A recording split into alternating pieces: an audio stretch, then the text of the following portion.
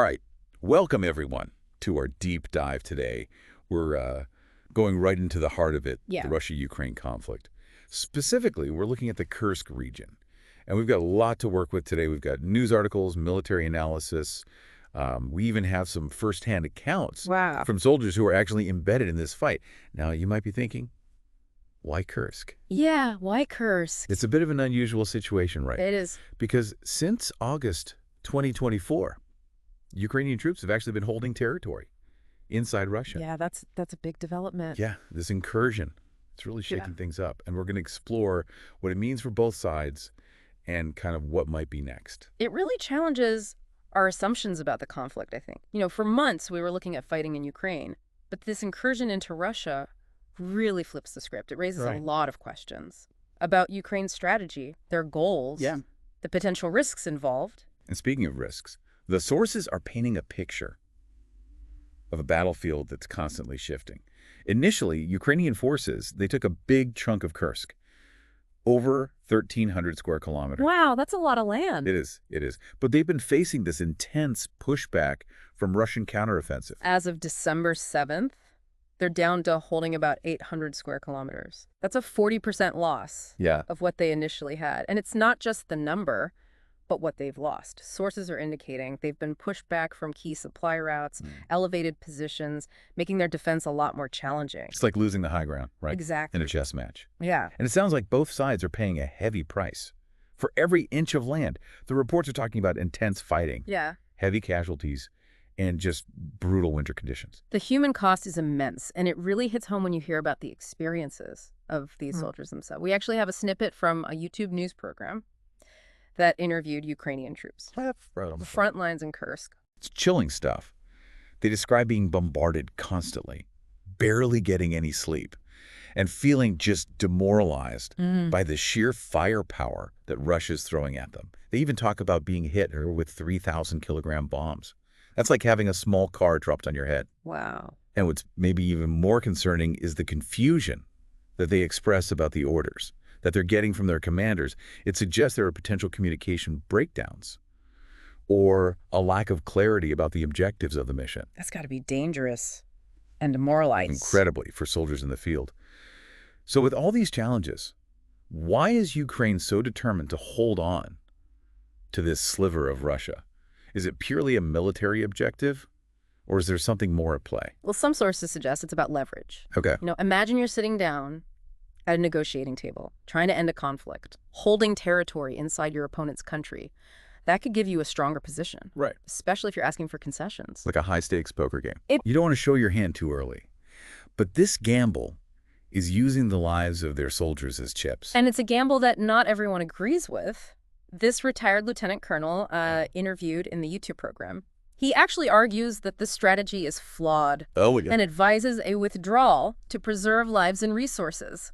His concern is that by spreading their forces so thin in such a hostile environment, Ukraine risks a decisive defeat that could cripple their whole war effort. So you've got one side saying, hold the line for future negotiations, and the other saying, cut your losses and live to fight another day. That's a tough call for Ukraine's leaders to make. It's made even more complicated, right? By the political dimension, Right. A lot of sources believe that Ukraine is hoping for some policy changes.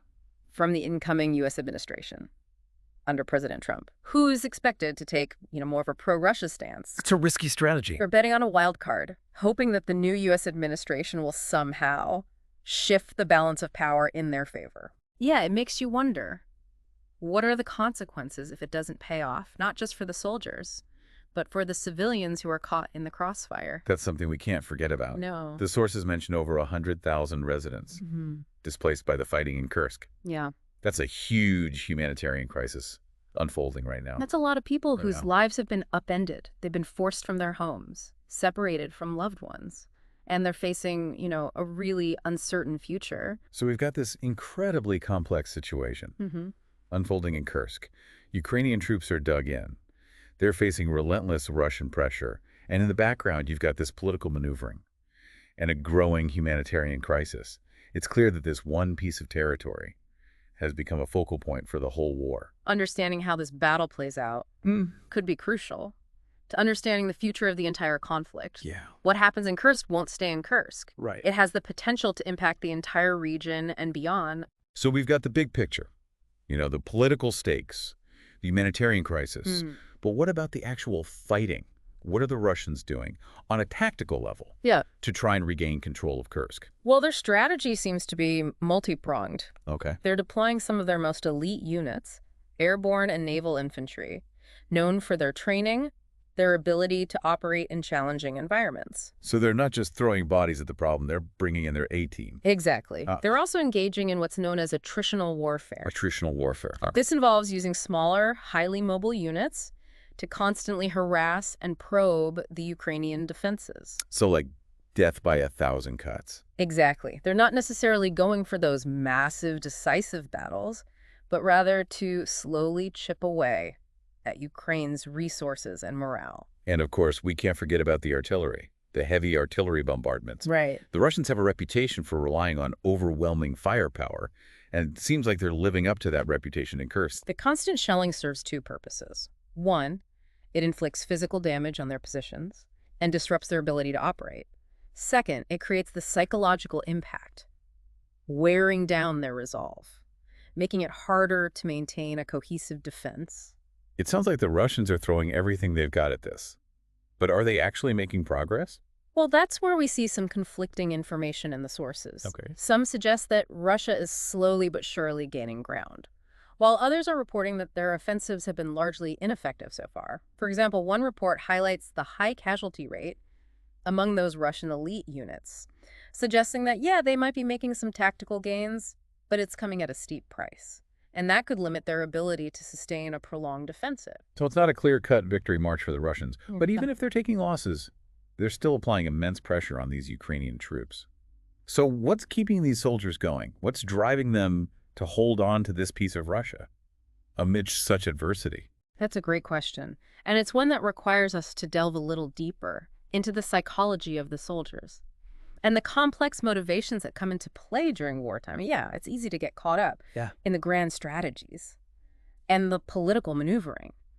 But it's the soldiers on the ground who are really facing the consequences of this. Right. What are we learning about their experiences from these sources? One thing that strikes me is their resilience and their adaptability. Yeah. I mean, they're facing overwhelming odds in terms of firepower, manpower, but they're finding ways to make every shot count. They're relying heavily on defensive strategies, utilizing the local terrain to their advantage. So it's not just about brute force then, it's about using their wits and resourcefulness. Exactly. They've established fortified positions, dug in trenches, they're using hit-and-run tactics, ambushes, any advantage they can get to disrupt the Russian advances. They're also proving to be quite adept at using anti-tank missiles and drones to target Russian armor and supply lines. So they're making the most of what they have, turning their underdog status into a tactical advantage. I think so. But we've also talked about the immense challenges they face. Right. The constant bombardment, the psychological strain, the communication breakdowns. How are they coping with those obstacles? Well, necessity is the mother of invention. And these soldiers are demonstrating remarkable adaptability. When the technology fails, they're resorting to more traditional methods of communication. Oh, really? Like runners, physical signals. Wow. They're even learning to operate with less reliance on GPS, using maps, compasses, and their knowledge of the terrain. It's a fascinating blend of old and new warfare. They're using cutting-edge weaponry like drones, but they're also relying on skills and tactics that have been around for centuries. Right. It really speaks to the human element, the ingenuity, the determination of these soldiers fighting for their lives. What's fascinating to me is this reliance on older methods might actually be working in their favor. Yeah. The sources indicate that Russia, despite their technological superiority, might be struggling to adapt to this hybrid warfare approach. They seem to be relying very heavily on electronic warfare, jamming GPS and communication signals. But the Ukrainians are finding ways to work around it. So it's a technological chess match. Each side is trying to outmaneuver the other. Yeah. But you mentioned earlier that Russia's also deploying those not their elite units. Yeah. And engaging in attritional warfare. Yeah. Are those tactics proving effective? That's where the picture gets a bit more complex. Okay. On the one hand, Russia's deployment of those elite units like airborne and naval infantry makes sense, right? Right. I mean, these are highly trained, specialized forces designed for rapid assaults and operating in really challenging environments. So they're bringing the big guns. Are they having any success? Well, the sources paint a mixed picture. While some reports indicate these units are making tactical gains, others suggest they're taking heavy losses, which is particularly concerning for Russia, because these elite units are a finite resource. If they're being depleted in Kursk, it could have implications for their ability to conduct future operations. It's like they're playing a high-stakes game of poker, and they might be overplaying their hand. What about the attritional warfare tactics we discussed? Are those proving more effective? It's difficult to say for certain. You know, attritional warfare is about slowly grinding down the enemy. It's a long game, hard to measure success in the short term. But it seems like a strategy that plays to Russia's strengths, right? They have a larger military, more reserves, greater capacity to sustain casualties. Could this be the key to them eventually breaking through? It's certainly a possibility, but attritional warfare can be a double-edged sword. How so? It can take a toll on the attacker's own forces, both physically and psychologically. We've already heard reports of demoralization among some of the Russian troops. You know, if they're facing fierce resistance, heavy losses, a very determined enemy. I mean, morale could become a major issue for them as well. Absolutely. And the Ukrainians seem to understand that. They're not just trying to hold on to territory. They're actively trying to inflict casualties, disrupt supply lines, make the cost of this offensive as high as possible for the Russians. So the battle of wills, as much as it is a battle of tactics and technology. It is. It's a constantly shifting landscape. Speaking of shifting, one thing that struck me was how the media coverage is shaping public perception of this conflict. Right? I mean, we're seeing very different portrayals. Yeah. Depending on where you get your information. That's a crucial point. The way this conflict is being portrayed, the narratives that are being constructed, all of that plays a role in shaping public opinion and influencing policy decisions. So it's essential to be critical consumers of information. Question the sources, consider different perspectives, be wary of those simplistic narratives. It's easy to get caught up in the emotional aspects of this. Yeah. But we have to maintain some objectivity and recognize that there are multiple truths, multiple perspectives, multiple sides to this story. Absolutely. And it's our responsibility as informed citizens to engage with this information thoughtfully, seek out diverse viewpoints, and form our own conclusions based on the evidence. So you've got Ukrainian troops demonstrating remarkable resilience and adaptability, while the Russians are employing this combination of brute force and sophisticated tactics. But the outcome of this battle is far from certain. It is. What are some potential scenarios that could play out in the coming months? Well, it's always risky making predictions, especially when it comes to war. Of course. But based on what we have, there are a few possibilities worth considering. Okay, let's dive into those possibilities. What's the most likely scenario based on your analysis? One possibility is that the stalemate continues. Okay. Both sides dig in further. The fighting intensifies, but neither side gains a decisive advantage. So a war of attrition. A grinding, bloody conflict with no clear end in sight. Unfortunately, that's a very real possibility, and a scenario that would likely result in heavy casualties and further devastation. Let's hope it doesn't come to that. What are some other possibilities? Another scenario is that Russia manages to achieve a breakthrough. Okay. They might concentrate their forces, overwhelm Ukrainian defenses, force them to retreat. And that could potentially lead to them retaking significant portions of Kursk.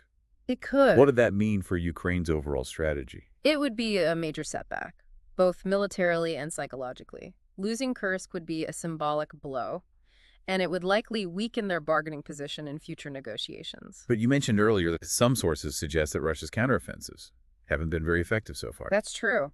But the situation can change rapidly. They might be regrouping, revising their tactics, or simply waiting for the right opportunity. So we can't rule out the possibility of a Russian breakthrough. What about the flip side? Is there any scenario where Ukraine manages to not only hold on, but actually push back the Russian advance? It's a less likely scenario, given the current balance of power, but not entirely impossible. It would require a number of factors working in their favor. Like what? What would need to happen for Ukraine to turn the tide? Well, for one, they would need continued and increased support from their allies. In terms of weapons, intelligence, financial aid, they would also need to maintain high morale among their troops.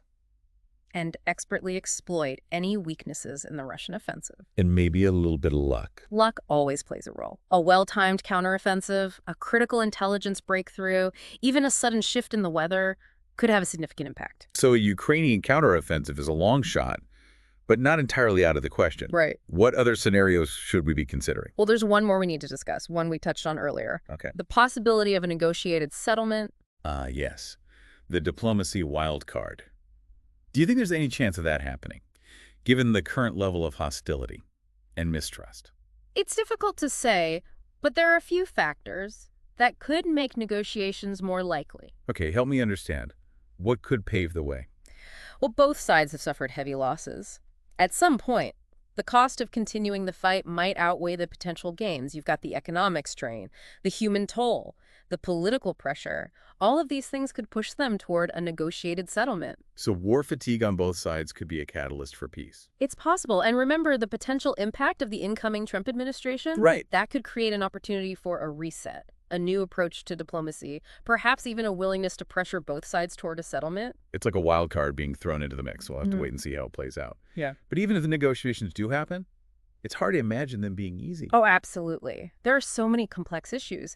Territorial disputes, security guarantees, the future status of Donbass, the issue of accountability for war crimes. It's a tangled web, and it's going to take a lot of patience, Oh. goodwill, creative thinking from all sides to find a lasting solution. I think so. So you've got Ukrainian troops demonstrating this remarkable resilience. Russians are employing a combination of brute force and sophisticated tactics, but the outcome is far from certain. Right. What's happening to the civilians caught in the crossfire?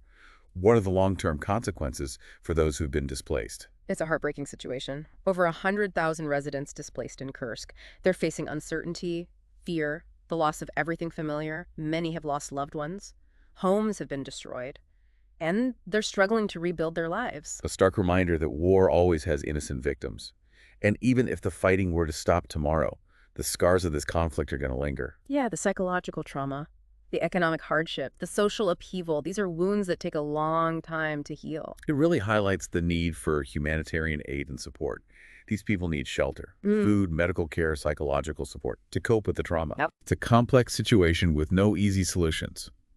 But we can't turn a blind eye to their suffering. I completely agree. We have a responsibility to do what we can to alleviate the suffering of those caught in the crossfire. So we've covered a lot of ground in this deep dive. The military tactics, the political calculations, the human impact. But as we wrap things up, I keep coming back to this one central question. What does it all mean? How does this one piece of territory, this Kursk, fit into the bigger picture of this Russia-Ukraine war? That's the question, isn't it? And it's one that I think analysts and experts are grappling with as we speak. There are no easy answers, but we can try to connect some dots based on what we have. First, I think it's clear that Kursk has become the symbolic battleground. It represents more than just a piece of land. It's a test of wills, a microcosm of the larger conflict between Russia and Ukraine. Almost like a pressure point. Yeah. Where all the tensions of the entire war are being focused. Exactly. And the outcome of this struggle could have these ripple effects throughout the region and beyond. I mean, if Ukraine manages to hold on to this territory, it could really embolden them, boost their morale, strengthen their position at the negotiating table. It could also send a message to the international community that Russia is not invincible, that their military might can be challenged. But on the flip side, if Russia retakes Kursk, that would be a significant victory for them, both militarily and symbolically. Right. It could boost their morale, weaken Ukraine's position, potentially embolden them to, pursue further gains. The stakes are high. Incredibly high. And this outcome could have lasting consequences for the balance of power in the whole region. It's a reminder even these seemingly localized conflicts can have global implications. It can. We've talked about the potential scenarios: stalemate, a Russian breakthrough, even a Ukrainian counteroffensive. But you mentioned another possibility earlier, a negotiated settlement. Right. Is there anything in these sources that gives us any clue as to whether or not that's a realistic option at this point? It's hard to say. There's a lot of animosity, mistrust between the two sides, but there are a few glimmers of hope, I think. Okay. Both sides have suffered heavy losses. At some point, the pain of continuing to fight might outweigh the potential gains. So war fatigue could push them towards the negotiating table. It's possible. And as we said before, there's also the wild card of the incoming Trump administration. Right. And his stance on this could shift the dynamics and maybe open a window for diplomacy. It's like another wild card being thrown into the mix. We'll have to wait and see how that plays out. We will. But even if negotiations do happen, it's hard to imagine them being easy. Absolutely not. There are so many complex issues to resolve. Territorial disputes, security guarantees, the future status of Donbass, and of course the issue of accountability for war crimes. It's a tangled web. It is. It's going to take a lot of patience, goodwill, and creative thinking from all sides to find a lasting solution. So where does that leave us? We've explored the battlefield, we delved into the political calculations, and confronted the human toll of this conflict. But the future remains uncertain. The situation in Kursk is volatile, the stakes are high, and the outcome could have these far-reaching consequences. But I think one thing is clear. The resilience and the determination of the Ukrainian people Has surprised many. Yeah. And their fight for survival has captured the attention of the world. It has. This deep dive has been really eye-opening for me. It's so complex. There are no easy answers, no quick fixes. But I think by understanding the nuances, engaging with these different perspectives, and remembering the human cost of this war, we can hopefully contribute to a more informed and compassionate dialogue about the path to peace. That's the ultimate goal. To find a way to end the suffering, to rebuild lives, and to create a future where these kinds of conflicts are a distant memory. Well, we've reached the end of our deep dive into this Kursk standoff. A small piece of a much larger conflict that's continuing to unfold. We hope this has given you a deeper understanding of the complexities, the human stories, and the challenges that still lie ahead. Thank you for joining us on